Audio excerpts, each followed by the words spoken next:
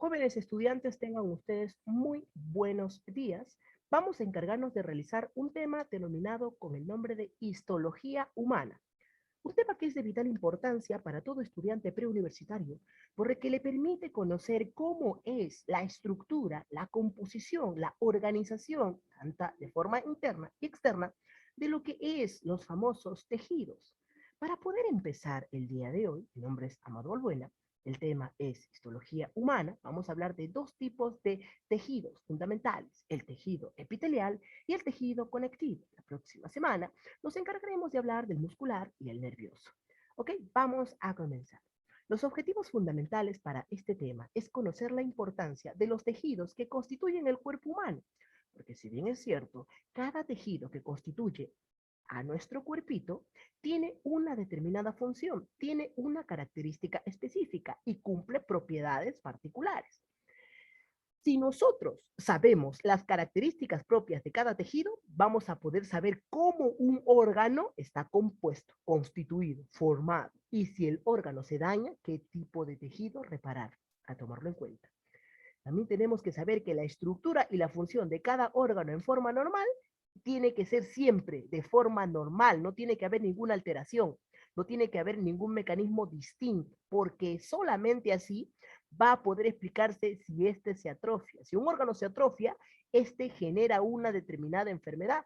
Y a este conjunto de infecciones o enfermedades se le conoce con el nombre de la patología. Por eso la patología dentro de la anatomía y la biología es de vital importancia porque ayuda como ciencia auxiliar a la biología para que haya qué cosa, un mayor entendimiento. Por eso que hay disciplinas subyacentes que van a encargarse de ayudar y sostener a la anatomía. Por eso que la anatomía humana y la biología general se encargan de ayudarse ambas para comprenderse y para que puedan explicarle a cualquier estudiante cómo es el proceso de los seres vivos y cómo está estructurado los seres vivos. La histología humana proviene etimológicamente del vocablo histo, histos que significa tejidos y logos que significa tratado, estudio o ciencia. Por eso que desde el punto de vista etimológico, nosotros decimos que la histología es aquella que se encarga de estudiar a los tejidos humanos. Se le dice que todos aquellos que se encuentran en la parte lateral derecha, ¿ya? Son aquellos que van a estar formados los famosos tejidos humanos. Yo te puedo hablar rápidamente de cada uno de ellos. Para empezar, hablemos del tejido epitelial. Se le dice que el tejido epitelial es el que permite ser el tapiz, el revestimiento de qué? De lo que viene a ser nuestra composición corporal. Ella tiene la importancia de también ser epitelio glandular, es decir, las glándulas que ellas van a formar van a liberar sustancias, sustancias que pueden ir a la circulación sanguínea, llamadas glándulas endocrinas, aquellas que tienen la responsabilidad de eliminar todos sus conductos a través de una parte conductora, a glándulas exocrinas, ¿ya? Y aquellas que pueden cumplir los dos procesos a la misma vez, las glándulas mixtas. El caso del tejido conjuntivo, yo le digo que es el tejido llamado asco. ¿Por qué? Porque es el responsable de formar al adiposo, al sanguíneo, al cartilaginoso, al óseo. Por eso le digo asco, adiposo, cartilaginoso, sanguíneo y óseo. Ellos, ¿qué cosa significa? Entonces, el tejido conjuntivo o conectivo es el responsable de originar a otros tipos de tejidos. Por eso que el epitelial y el conectivo se les llama totipotenciales, a tomarlo en cuenta. Pero el tejido muscular y el tejido nervioso se les llama diferenciados porque dependen de los totipotenciales. Es decir, el muscular y el nervioso dependen de lo que viene a ser el tejido epitelial, el tejido conjuntivo. Además que el tejido muscular es el que permite la formación del sistema muscular. Tú sabes que existen distintos tipos de tejidos musculares, el muscular estriado, el esquelético estriado, el cardíaco y el liso. Y recuerda que existen aproximadamente más de 650 músculos que componen tu cuerpo humano. De la misma manera, el tejido nervioso, la unidad estructural y funcional del tejido nervioso es la neurona, y ella se comunica con otra neurona a través de un proceso denominado con el nombre de la sinapsis neuronal, que permite el intercambio de la formación a través del transporte del impulso nervioso de una neurona a otra neurona, sinapsis neuronal. ¿Y todo esto para qué? Para que pueda formar el sistema nervioso. El sistema nervioso es un conjunto de órganos que permiten mantener no solamente la regulación de los órganos internos y externos, sino también permite mantener la homeostasis junto con el sistema endocrino. Por eso el sistema endocrino con el sistema nervioso trabajan los dos de forma correcta. ¿Para qué? Para que ambos puedan coadyuvarse y así puedan beneficiar tu cuerpo. Increíble, ¿no? ¿Y sabes algo? No solamente se estudia a las neuronas, se estudia también a las neuroglias. Se le dice que las neuronas son aquellas células que van a ayudar de soporte, van a darle nutrición. ¿A quién? A la neurona. Ahí tenemos los astrocitos, tenemos la microglia, tenemos las células de Schwann, tenemos las células ependimarias, tenemos los oligodendrocitos, etcétera. A tomar en cuenta. El tejido cartilaginoso es netamente estructural, cartílago hialino, fibroso, elástico. El tejido adiposo forma la grasa. ¿Y por qué te dice que forma la grasa? Porque es el responsable, el primero, ojo, el responsable de qué? De permitir la reserva de la energía. ¿Sabes cómo se llama la célula representativa del tejido adiposo? Se le conoce con el nombre de adipocito, y ella tiene la responsabilidad de almacenar una gran cantidad de triglicéridos, principal forma de almacenamiento de las grasas en los animales, a tomarlo en cuenta. Y el tejido óseo es aquel que tiene que responder a todo lo que vienen a ser los huesos. Y cuando hablamos de los huesos, tú sabes que existen 206 huesos, ¿ya? Divididos en axial y apendicular. Pero lo más importante son las células que ella forma. Los osteocitos, los osteoblastos y los osteoclastos son aquellas células representativas del sistema óseo. ¿Y por qué es importante el tejido óseo? Porque ella, cuando se agrupa, va a formar el esqueleto humano. Y recuerda que el esqueleto no fuera nada si no fuera el músculo, porque por eso se le dice que el tejido óseo es el elemento pasivo de la locomoción. ¿Por qué se le dice pasivo? Porque no va a moverse si no tiene el músculo pegado. Cuando el músculo quiera denominarse, a él se le llama elemento activo. Por eso que los músculos y los huesos juntos forman el otro aparato, el aparato locomotor. No te olvides nunca eso. Entonces, la sangre, por último, se dice que el 90% de la composición química de la sangre es agua. Todo lo demás son proteínas, carbohidratos, grasas, vitaminas, algunos minerales, etcétera.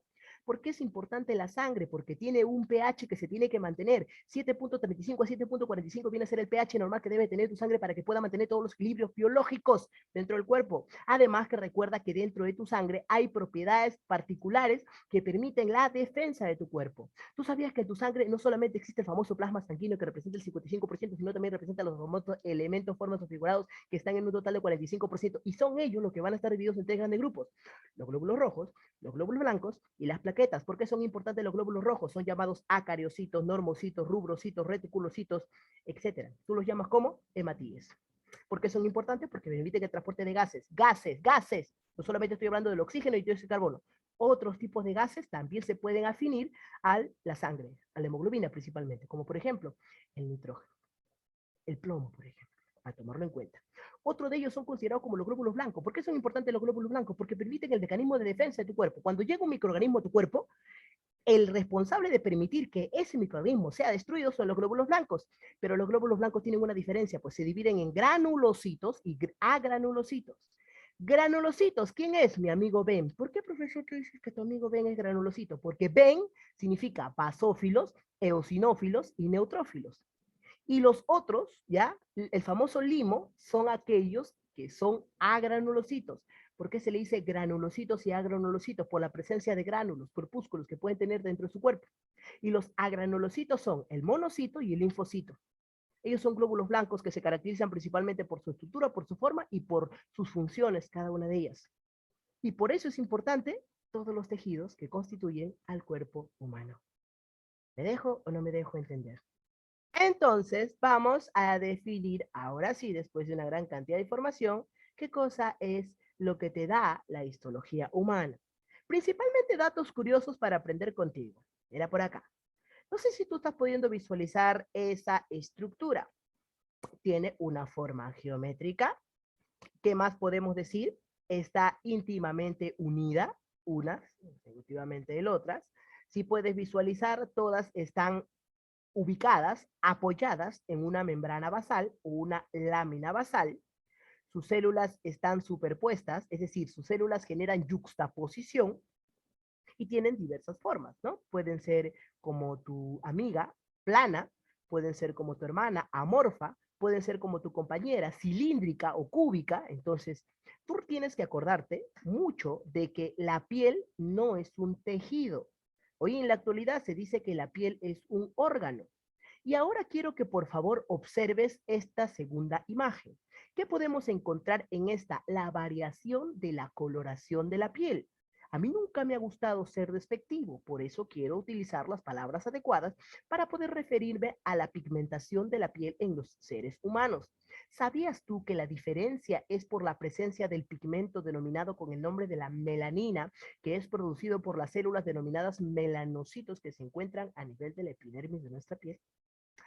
Tú sabes que es el pigmento, la melanina, el responsable de la coloración, ok, pero tú sabes que mientras una persona tenga mayor pigmentación en la piel, va a estar más protegida de enfermedades como el cáncer. Las personas que son de piel clara, ¿ya? Son aquellas que tienen menor concentración de melanina en el cuerpo. A diferencia de las personas que son de piel oscura, trigueños, tienen una mayor cantidad de pigmentación en la piel por la gran cantidad de melanina que tienen. Entonces, no te sientas en tu gloria si eres como un Gasparín, porque puede ser propenso a que tengas enfermedades por la sensibilidad a la piel, etcétera. Por eso, el riesgo de contraer cáncer. ¿Sabías tú que la piel es el órgano más extenso del cuerpo humano? Para que el cuerpo pueda saber cómo nosotros hemos podido sacar, si tú sacas en total todo lo que viene a ser tu piel del cuerpo, tiene aproximadamente una superficie de 2 metros cuadrados y un peso aproximadamente de 4 a 7 kilos, dependiendo del peso corporal del individuo. Todo esto representa el 6% del peso corporal. Entonces, en esta imagen tú vas a poder visualizar a qué es lo que se enfrenta tu piel constantemente. Ella está luchando para protegerte contra el frío y el calor. Eso es lo que hace tu piel. Ella también previene los impactos mecánicos. ¿Ah?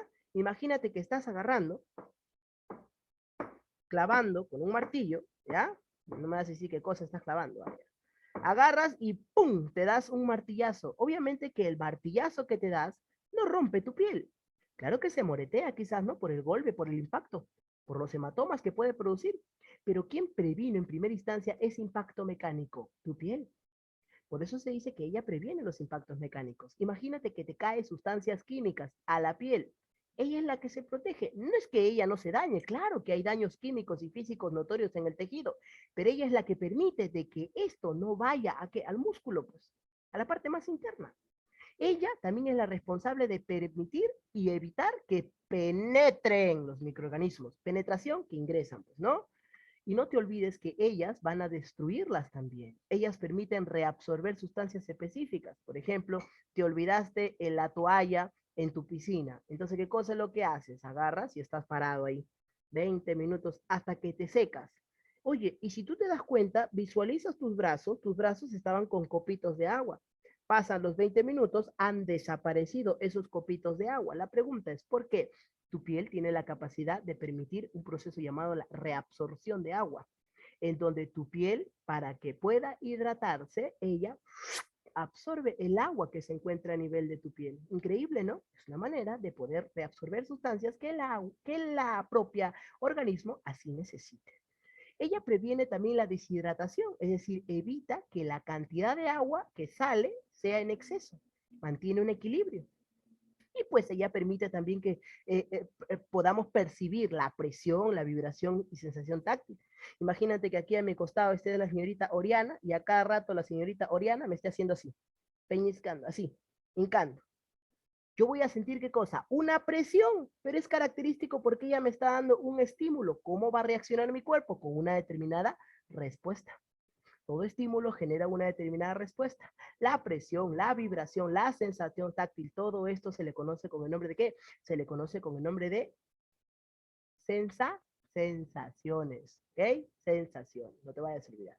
Entonces, esa es la manera clásica de poder entrar en el mundo de la biología con los tejidos. Ahora vamos a preguntarnos qué es un tejido. Un tejido es una agrupación, una aglomeración, una reunión, una participación de muchas células. Pero estas células tienen que cumplir con tres características fundamentales. Se le dice que ellas tienen que tener el mismo origen embrionario, o sea, tienen que nacer del mismo origen en embrión, misma morfología y misma fisiología. Cuando hablamos de morfología nos referimos a la forma.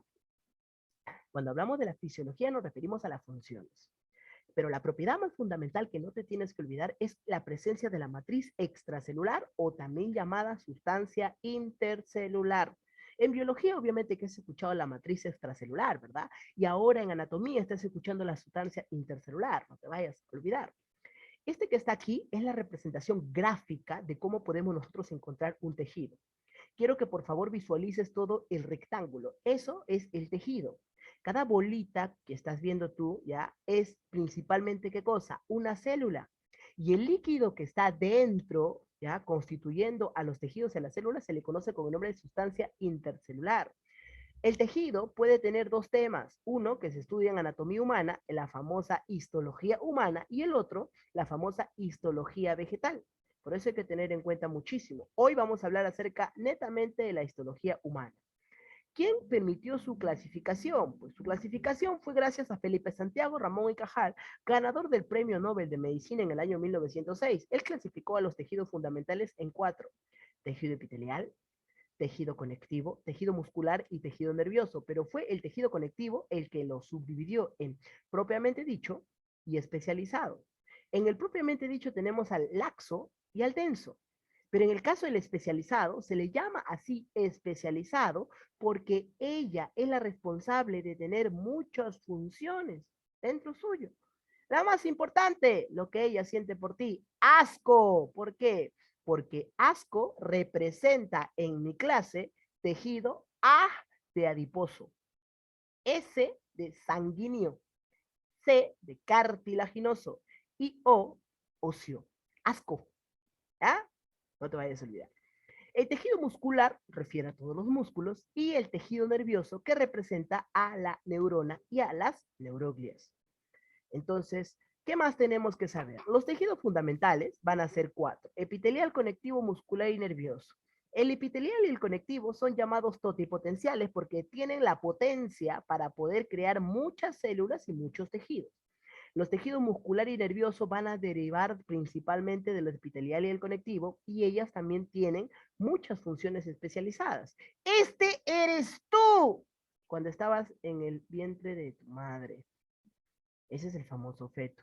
Ese que está ahí, en ese estadio, en donde tú estás pudiendo visualizar, es donde se forman los famosos tejidos embrionarios. Pero para eso, el cigoto es el responsable de qué? De pesar todo eso. Profesor, ¿y cómo se formó el cigoto? Bueno, desde el punto de vista anatómico, nosotros sabemos que el varón, cuando se encuentra en estado de erección, ¿ok? Este varón que se encuentra en estado de erección se conoce como una mujer, ¿ya? Y es producto de la cópula en donde el miembro viril del varón llega a el aparato reproductor femenino llamado vulva de la mujer, y es el varón el que deposita principalmente donde en el útero, ¿qué cosa? Un célula sexual denominada con el nombre de ¿qué? Espermatocito. Este, junto con el ovocito, son los responsables de permitir la formación del famoso huevo o cigoto que permite la formación de la vida después de 9 meses. ¿Me dejo o no me dejo entender? Excelente. Entonces, hay que tener en cuenta que la cantidad cromosómica también es muy importante. ¿Por qué? Porque si nosotros no nos encargamos de agarrar y de ver la cantidad cromosómica, podemos ver alteraciones. Alteraciones a nivel de nuestro cromosoma. Recuerda que tu padre solamente da 23 cromosomas y tu madre también da 23 cromosomas. Entonces, ya sabes cómo se forma el cigoto. ¿Cuántos cromosomas tiene el cigoto? 46 cromosomas. A tomar en cuenta. El cigoto se va a encargar de formar la mórula. La mórula es la responsable de tener aproximadamente 16 células. Luego tenemos la famosa blastómera, ¿ya? Junto con el trofoblasto. La blastómera es la responsable de pasar a una segunda etapa para que ella se transforme a blástula.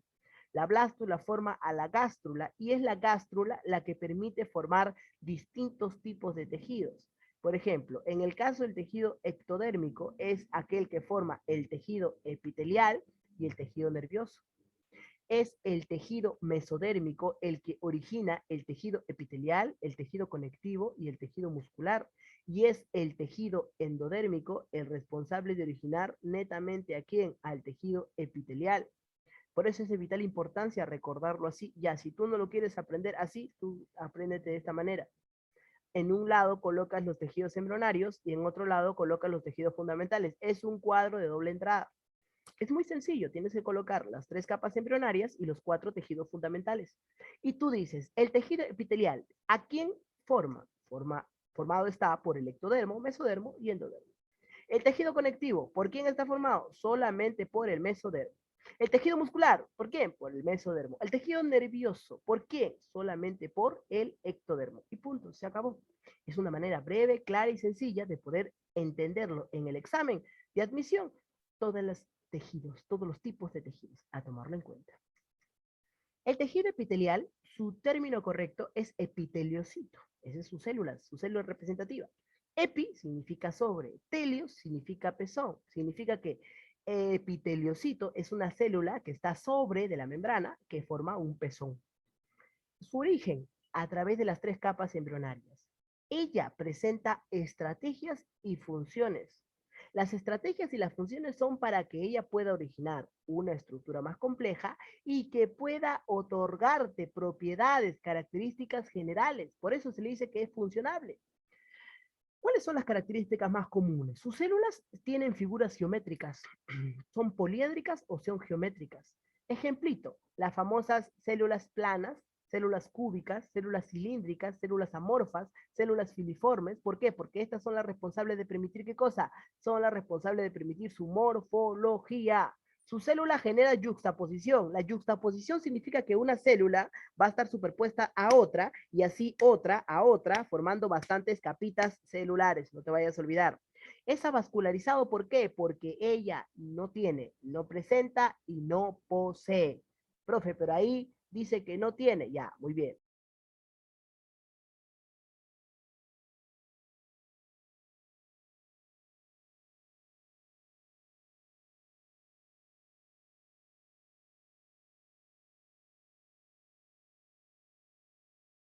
Profesor, su micro está apagado. Ok, muchísimas gracias. Ahora sí, ¿ya? Entonces vamos a continuar. Lo más importante que ustedes tienen que acordarse es principalmente el tejido epitelial. ¿Por qué es importante el tejido epitelial? Sencillo, avascularizado. ¿Qué significa avascularizado? Que no tiene, que no presenta, que no posee vasos sanguíneos. Además, se le dice que ella tiene escasa sustancia intercelular. Ella presenta inervación, es decir, tiene la capacidad de poseer un espacio en donde las células epiteliales salen por ahí las terminaciones nerviosas. En pocas palabras, puedes reaccionar por la cantidad de nervios que posees. Su función, captar estímulos, ¿ya? Captar estímulos. Ella posee una membrana basal o una placa basal, así se le llama. Presenta fusiones a las que nosotros conocemos con el nombre de uniones celulares. Estas son las uniones celulares más importantes. Tenemos aquí la unión estrecha, adherens, desmosomas, uniones tipo GAPS y hemidesmosomas. Van a estar entre una célula a otra célula y cada una de ellas va a permitir ser un conector con otra célula vecina o permiten el transporte de iones y moléculas hidrosolubles y la formación de filamentos. No te vayas a olvidar. ¿Estamos de acuerdo? Excelente. Hay que tener en cuenta también de que ellas tienen proteínas transmembranosas que se unen a los filamentos de actina. Como ellas van a regenerarse rápidamente, tú te preguntarás, ¿por qué, profesor? Sencillo, pues tienen la elevada capacidad reproductiva, tienen la responsabilidad de tener alta capacidad mitótica. Realizan exfoliación. ¿Alguna vez cuando te has bañado, has refregado bien tu piel y ha salido como un borradorcito, lo que tú llamas carca? Ya, eso no es carca. Son las células que ya cumplieron su ciclo vital y son ellas las que son eliminadas a través de un mecanismo llamado exfoliación. Tú no quieres decirle a tu mamá, mamá, me voy a bañar. Dile, mamá, voy a realizar el proceso de la exfoliación en mi organismo. Qué elegancia, ¿verdad? Muy bien. Entonces, ¿qué cosa es la exfoliación? Perder células muertas. Las células tienen una polaridad morfológica funcional. ¿Por qué se le dice polaridad morfológica funcional? Porque tienen dos porciones, una porción apical y otra porción basal. A esta porción que estoy señalando se le conoce como la región apical. Por lo general, las modificaciones van a realizarse a nivel de la región apical, a tomarlo en cuenta. Y la porción base es la región basal, no te vayas a olvidar. Bueno, eso ya lo conoces. Se clasifican en epitelio de revestimiento y glandular. ¿Por qué es importante el epitelio de revestimiento? Su número mismo nombre dice, tapiza, cubre, protege. Tenemos el famoso epitelio simple. ¿Por qué se le llama simple? Porque solamente está formado por una capa de células, a tomarlo en cuenta. Y ella es la responsable de qué? De ser llamada plana o escamosa. Plana o escamosa. Esa es la morfología descrita en una representación gráfica. Ejemplito de quiénes son epitelio simple plano, el endotelio de los vasos sanguíneos. Profesor, no sé qué cosa es eso. La pared de los vasos sanguíneos está rica en epitelio simple plano. Punto. Otro lugar, profesor, los alvéolos pulmonares, unidad anátomo-funcional del pulmón. No te vayas a olvidar. Aquí es donde se hace el proceso del intercambio de gases, conocido con el nombre de la hematosis. El mesotelio son capas que permiten protección cubierta. Por ejemplo, la capa que protege al corazón se le llama pericardio. La capa que cubre la porción visceral, llamada peritoneo. La capa que se encarga de envolver en la membrana que envuelve al pulmón se le conoce con el nombre de pleura. Entonces es importante acordarse de ello.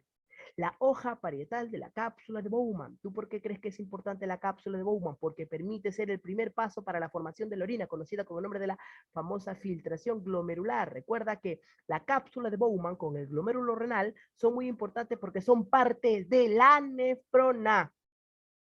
¿Y la nefrona qué cosa es? La unidad anátomo-funcional del riñón, a tomarlo en cuenta.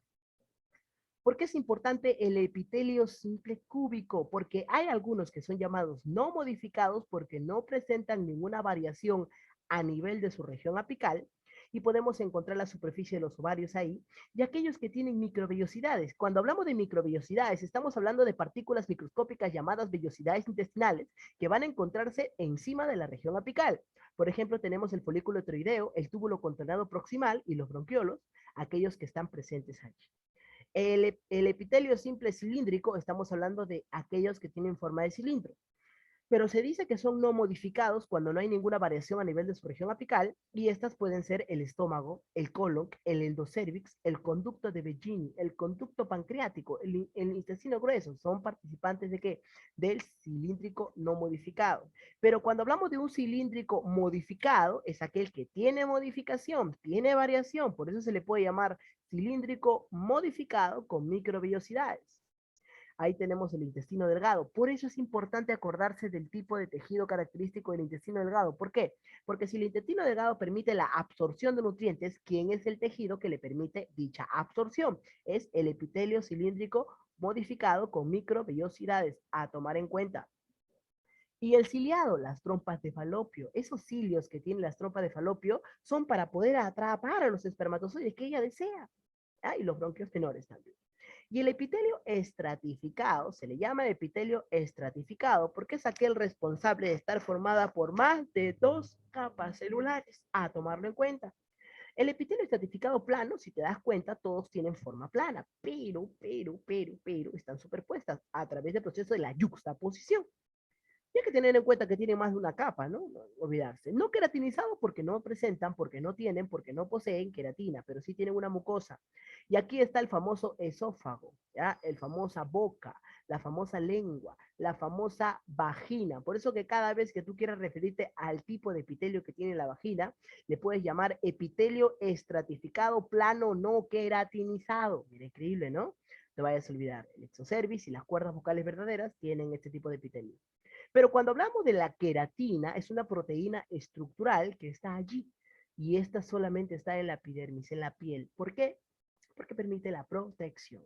En el caso del epitelio cúbico es importante porque está en los conductos secretores de las glándulas sudoríparas, en el esófago del feto, y puede ser cúbico modificado. ¿Por qué? Por la presencia de los cilios y los famosos túbulos seminíferos. ¿Por qué es importante los túbulos seminíferos, profesor? Sencillo, porque son los responsables de permitir ¿qué cosa? La famosa espermatogénesis dentro de nuestro organismo. El epitelio estratificado cilíndrico es el responsable de tener forma de una estructura cilíndrica. Y lo más importante son los famosos conductos de las glándulas sudoríparas, los conductos galactóforos, la conjuntiva ocular y la uretra masculina. ¿Por qué se diferencia la uretra masculina de la uretra femenina? Porque el varón lo tiene más grande. ¿Qué cosa, profesor? La uretra en su longitud. Se dice que la uretra del varón mide aproximadamente, varía en las diversas literaturas, de 15 a 20 centímetros, pero algunas literaturas dicen que mide más, otros que mide menos, ese es el medio por donde oscila. En el caso de la uretra femenina, mide de 2 a 5 centímetros, algunos dicen que mide 1.5, 2.2, 2.3, 4, 4.5, por eso dice que de 2 a 5 centímetros es la longitud que tiene la uretra. Es por eso que las mujeres son más propensas de tener más infecciones urinarias que los varones. A tomarlo en cuenta, ¿ya? Eso no quiere decir que los varones no tengan infecciones urinarias, también les da. Otro tipo de epitelio es el estratificado, pero llamado polimorfo o de transición. Poli, varias, morfo, forma. Varias formas que puede adoptar a través de una transición, de un estadio a otro. ¿Cómo encuentras tú estos estadios? Primero está relajado, bien chill. ¿Y cómo se encuentra la otra? Bien, pero bien contraída. La pregunta es ¿por qué? Sencillo, porque esto es lo que pasa con tus células cuando se llenan de sustancias líquidas, como por ejemplo, las vías urinarias van a tener una gran cantidad de ¿qué? Una gran cantidad de epitelio estratificado de transición o polimorfo. ¿Por qué? Porque son estas, las células, las que se van a llenar de ¿qué? De líquidos. ¿Para qué? Para que puedan permitir el proceso de la micción. Las vías urinarias, la pelvis renal, el cáliz renal, la ureter, la vejiga, la uretra masculina, son tipos de epitelio estratificado. No te vayas a olvidar. ¿Por qué he hecho bastantes cositas aquí? Porque el pseudo estratificado es aquel que simula una falsa capa. Ella no entra en contacto con la membrana de la célula. Mira, visualiza todo lo que está de color rojito, ¿ya? Esta que está acá. Si tú te das cuenta, hay algunas que están aquí bien marcaditas. ¿Por qué? Porque ellas no chocan con la membrana. Mira, no llega, no choca, no choca, no choca. Entonces, si no llegan a la membrana, por eso se dice que son falsas capas, pseudoespecificados. Una de las más importantes es la que está a nivel de las vías respiratorias. ¿Y sabes quiénes son? Las que están en la tráquea, la fosa nasal, los bronquios, las vías respiratorias. Y estas que están aquí se le conoce con el nombre de epitelio pseudocertificado cilíndrico ciliado con células caliciformes productoras o secretores de moco. El epitelio pseudocertificado cilíndrico ciliado con células caliciformes productoras de moco es la responsable de formar la tapiz de las vías respiratorias. Y estas que están aquí son las responsables de permitir la expulsión de la mayor cantidad de moco. ¿Por qué? Porque hay células caliciformes. ¿Alguna vez tú has hecho este mecanismo?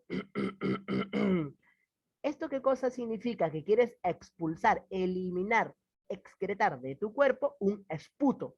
¿Tú esputas? Yo creo que sí, ¿no? En gran cantidad. Profe, ¿qué significa esputar? Escupir. ¿Ya? Y cada vez que nosotros tenemos mucosidad a nivel de la porción en las vías respiratorias, nosotros lo expulsamos. ¿Quién permite barrer ese moco? Los cilios. Esos cepillitos que tú estás viendo por ahí, esos son los famosos cilios. ¿Y sabes qué células tienen acompañadas? Las células caliciformes. Y esas células caliciformes, ¿qué cosa hace? Produce moco, pues hijo. Por eso hay una gran mucosidad en esta zona. ¿Cómo se llama el tipo de epitelio? Epitelio pseudo-certificado, cilíndrico ciliado, con células caliciformes productoras de moco. Ahí está para que no te aturdas. Entonces ya hemos estudiado el epitelio de cubierta. Ahora me falta estudiar el epitelio glandular. ¿Y por qué es importante el epitelio glandular? Sencillo, porque estamos hablando de dos glándulas, endocrina y exocrina.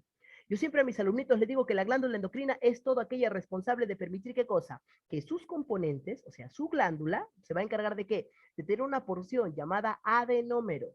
Y esta porción adenomérica es la responsable de vertir esos cuadritos de color verdecito. ¿Y qué cosas son esos cuadritos? Son las famosas hormonas. Tú sabes que las hormonas son mensajeros químicos que van a encargarse de enviar la información hacia el órgano blanco u órgano diana. Pero en este caso, las hormonas ya se van a liberar ¿a dónde? Al torrente sanguíneo, a la sangre. Por eso se llaman glándulas endocrinas. Pero las glándulas exocrinas son aquellas que también van a tener una glándula, una porción adenómera, pero ellas no van a tener una cerradura, ellas van a tener una abertura. Ese conducto es el famoso conducto excretor. Y las sustancias que ellas van a elaborar la van a transportar a través de este conducto. Por eso que se dice que las hormonas se vierten al exterior. Entonces, la diferencia más importante en glándulas endocrinas y exocrinas es el contenido que se vierte a la sangre endocrina, al exterior, exocrina. Ya saben los ejemplos característicos ahí.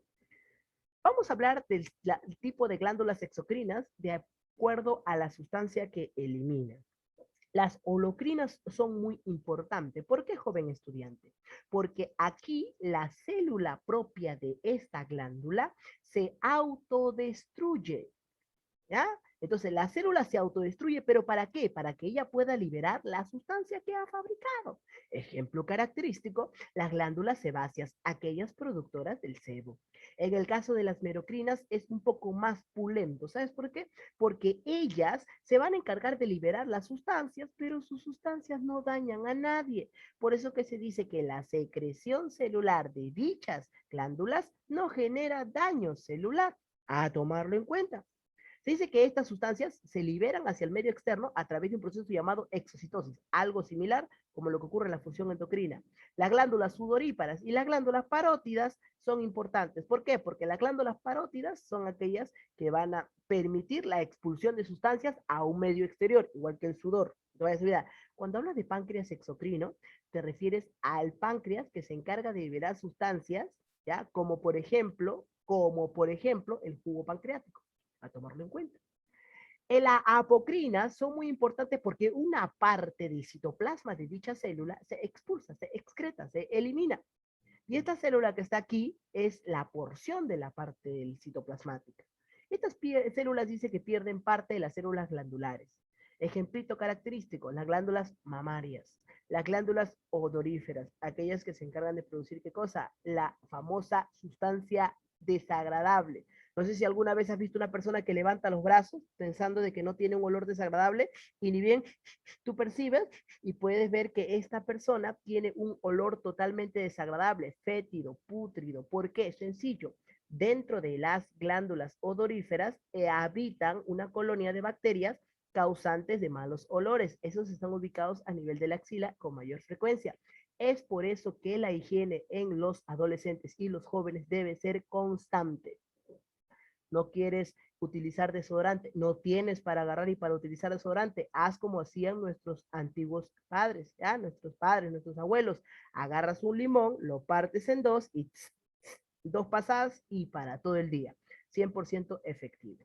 Entonces, las glándulas mixtas, para poder finalizar, son de tipo ¿qué? Anficrinas. ¿Por qué se le dicen anficrinas? Porque tienen doble comportamiento. Pueden ser exocrinas y endocrinas a la vez. Además de que ellas van a estar de la siguiente manera. Los ovarios, por ejemplo, tienen una parte endocrina que viene a ser la progesterona, aquella que permite el proceso de la gestación, aquella que permite las características más importantes para quién, para la mujer. ¿Junto con quién? Junto con los estrógenos. El exocrino es aquello que elimina hacia el exterior, por ejemplo, el ovocito, que permite el proceso de la cópula. El testículo, ¿por qué es importante el testículo? Porque hay una parte endocrina que es hormonal. La testosterona es la hormona sexual característica del varón, el que le permite que el varón reaccione de forma que agresiva. ¿Por qué el varón es agresivo? Porque tiene testosterona. ¿Por qué el varón es un poco más fuerte que la mujer? Por la testosterona. ¿Ok? ¿Y quiénes forman la testosterona? Los testículos. Es por eso que cuando los testículos no descienden de forma correcta, aparece la enfermedad llamada la criptorquidia, y este es un factor para que este individuo tenga cambios fisiológicos y hormonales. Los andrógenos, hormonas características también del varón, que permiten principalmente, ¿qué cosa? La virilidad y la erección en el varón. Para que también, pues, también la testosterona influye en lo que viene a ser la formación del músculo. La parte exocrina es la presencia de los espermatozoides, aquellos que son responsables de la fecundación. En el caso de los riñones, por ejemplo, la parte endocrina es la eritropoyetina, aquella que permite la formación de los glóbulos rojos a nivel del riñón y los huesos.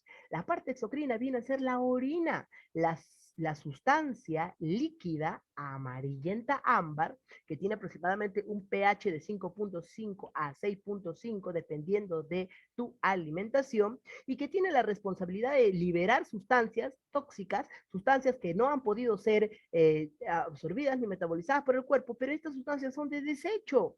Los componentes normales de la orina vienen a ser la famosa iones, alguna agua, también podemos encontrar urea, creatinina, amoníaco, ácido úrico, pero los componentes anormales, aquellos que no se pueden eliminar, son, como por ejemplo, lo que vienen a ser la sangre, porque si eliminas sangre, llamarías hematuria.